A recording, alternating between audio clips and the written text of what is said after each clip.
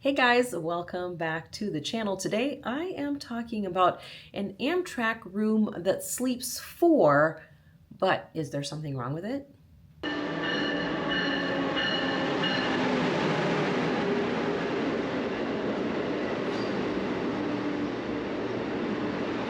All right, guys, we have gotten lots of questions in the comment section about this particular room on Amtrak, and we've actually been in this room a couple of different times, and so we've had several experiences, pros and cons, which I'll share with you in just a moment, but we are talking about the Amtrak family bedroom, and this particular room is only available on superliners, so those trains basically that are going east to west or west to east across the country. For the most part, that is the superliners are the trains where you will find the family bedroom. So you probably see it from time to time pop up when you're looking to book a train journey somewhere and you think to yourself, family bedroom, that sounds like that would be really good, but is it a good idea? Let's talk about that in just a moment. Right now, I'm going to give you guys a tour of what the family bedroom looks like, what it has to offer, and then I'm going to come back and share with you our pros and cons. Also going to share with you an alternative of what you could book instead of doing the family bedroom.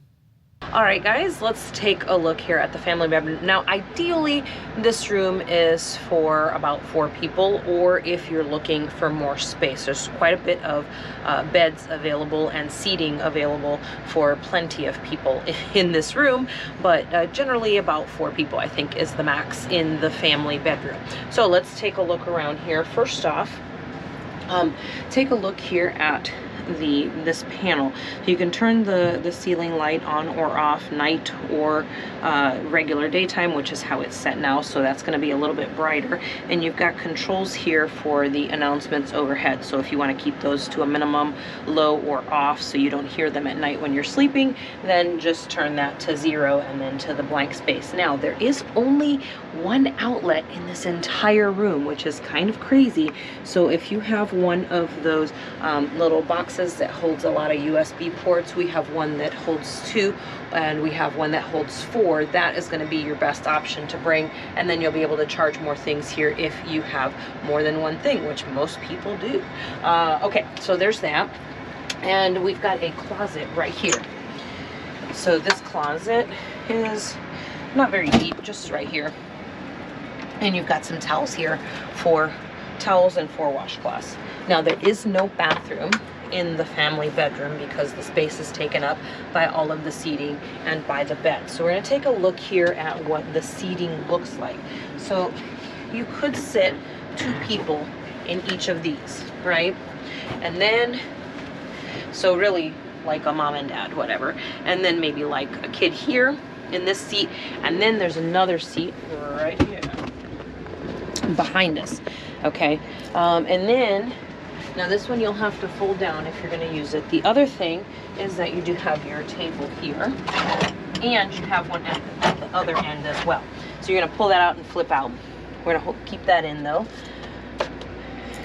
And you've got your privacy curtains here as well. Pull those. We'll talk about the upper bunks here in just a second, but you'll see this one here is kind of a shorter one, so that's going to be more for, you know, a small child. And then this one's a little bit longer here. Now, if you do need more space, these 2 do come together right here in the corner. And again, we'll make this up in a little bit and show you what that looks like.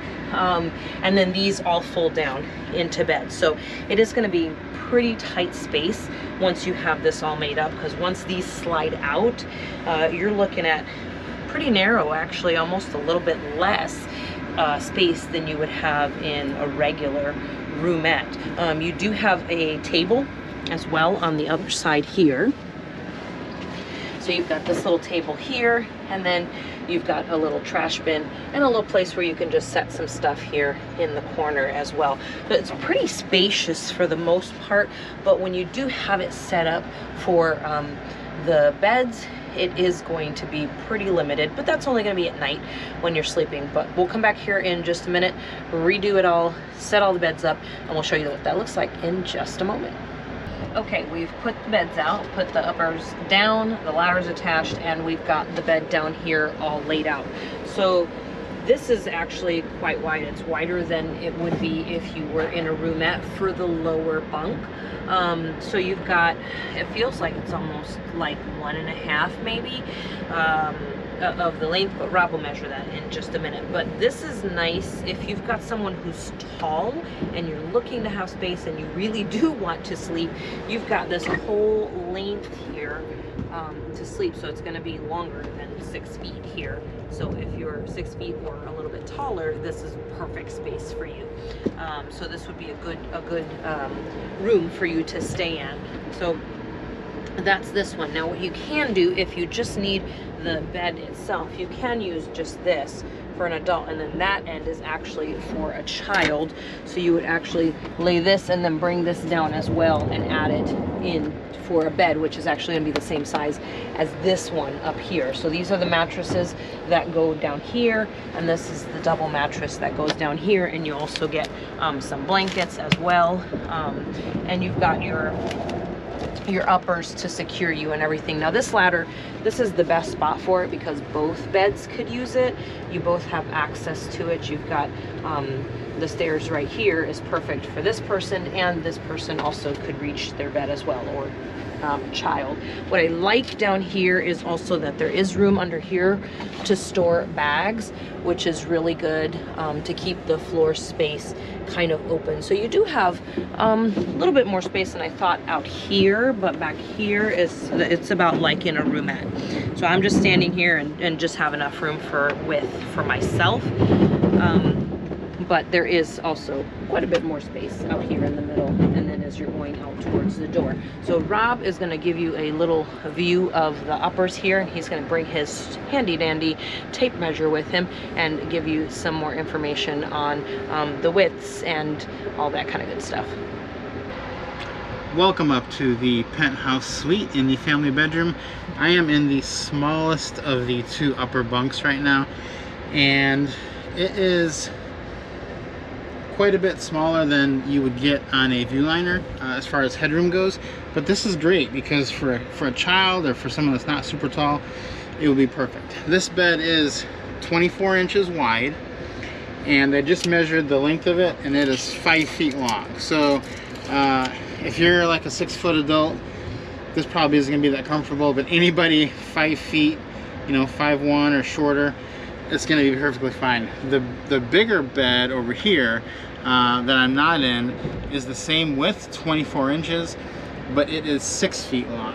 Now, one thing to mention about this upper bunk is that it does have about 22 inches of headspace. So if you want to try to sit up, you just can't do it. You're going to be laying down when you're up here. So this is mostly used for sleeping, but if you have a child that is quite a bit smaller than I am, which is likely, they can probably sit up here and do whatever they need. Let me show you a couple features up here that we have. There is an air vent right above you. Now the thing is that on some of the roomettes, the vents are shooting right out at you. So on this one, they're facing away, which is nice if you don't like it super cold. The other thing is we do have a little pouch back here for your valuables or snacks or anything like that that you might want to use in the middle of the night. There are no windows up here, so that's good if you like it really dark, but a downside if you want to be able to see out in the middle of the night. But other than that, it is a pretty nice place. This family bedroom, of all the rooms on any Amtrak train, this family bedroom offers the most sleeping space because you can easily sleep. Even a middle schooler or a smaller high schooler up here, you can sleep a full adult on this bed over here, and you can easily sleep an adult down here and another child over here. So you've got room for 4 easily, and if you want to have 2 people on the bottom, this is the room for you, because some people don't like to have someone up top, or neither of you wants to be up here. You could do 2 people down there on the big bed, or 1 on the short bed and 1 on the big bed. So that's it for this, the bedroom accommodation. I'm gonna go take you now and show you what the bathroom and showers look like on this, for this room, because there is not one in the actual room. And this is where you would store your bags if you didn't check them or don't want to put them in your room. And then this is the hallway with the bathrooms in it. Okay, I'm in the shower room on the Superliner train with the family bedroom, and it is just down the hall. It's on the lower level, same as in the same area that your bedroom will be. So this is what the shower looks like. It has a head that'll swivel, and it is pretty good size. So I would say it's bigger than a cruise ship shower. And there are handles and everything in here. And then there's a little sitting area, dressing area, and a little shelf to put stuff. And they do have you put your towels down below, so you don't need to take them back to your room. Don't put them on the floor, put them in the bag right here. But this is a nice little shower to use for an overnight train, and I think it's perfectly fine and pretty good. Okay, I've moved on to the bathroom in the Superliner sleeper car. So there are 3 of these bathrooms in the car, and they look like this. This one is much smaller than some of the other ones, so it's kind of hard for me to move around in here, but it is perfectly fine for use. It is one of the ones where if you push down, it'll stop running water as soon as you let up. And that can be a little difficult for brushing your teeth and such, but there are 3 of these bathrooms on this one hallway. So the good news is you'll never really have to wait, because I've never seen on one of these cars where all 3 of these are used, and it's pretty easy to get access to one. All right, guys, so on the surface, it looks like a pretty good idea, right? If you've got a family of 4 and you're looking to travel together in a room, which does happen really often. A lot of families will comment in our comment section asking about what they should do for their family, especially if you have 2 kids between the ages of, say, you know, a newborn all the way up to like maybe 12 years old, depending on how tall they are. But one of the pros, let's talk about the pros and cons of this room. One of the pros of this room, as you saw, is that inside your room, you have views from both sides of your room, from inside, because in the regular bedroom, you've got views of one side from inside your bedroom. But if you want to see outside the other side, you do have a view. However, you have to give up your privacy and open that curtain looking out into the hallway so people could look into your room for the hallway while you're trying to enjoy the view on the other side. So it's not exactly private, but the family bedroom is different in that you see the views on both sides from inside your room with the door closed, no curtain open, nothing like that. So full privacy, which is actually a very nice feature. However, there is one little glitch to that, which I'll share in just a moment. Also, it's a family-friendly layout. As you saw, you could have a mom or dad on the bottom with one child, same thing on top, mom or dad, and then a child. So the way that it's laid out, you've got space for one of each on each level. So if you need to tend to one of the children on the top or the bottom, a parent can be right there with them. So that's really nice, very family friendly. Your meals are included in a family bedroom, just like they are with any other sleeper car options. Same thing with lounge access. You and your family will have access to the lounge with your family bedroom, as well as, say, your linens will be provided, so you don't have to worry about bringing blankets, you don't have to worry about pillows, you don't have to worry about towels if you want to take a shower or just, you know, clean up in the bathroom or whatever in the mornings. All of that is included with your fare, which is really quite nice. It's also very cost effective. As I mentioned, a lot of times people will ask, like, should we get 2 roomettes?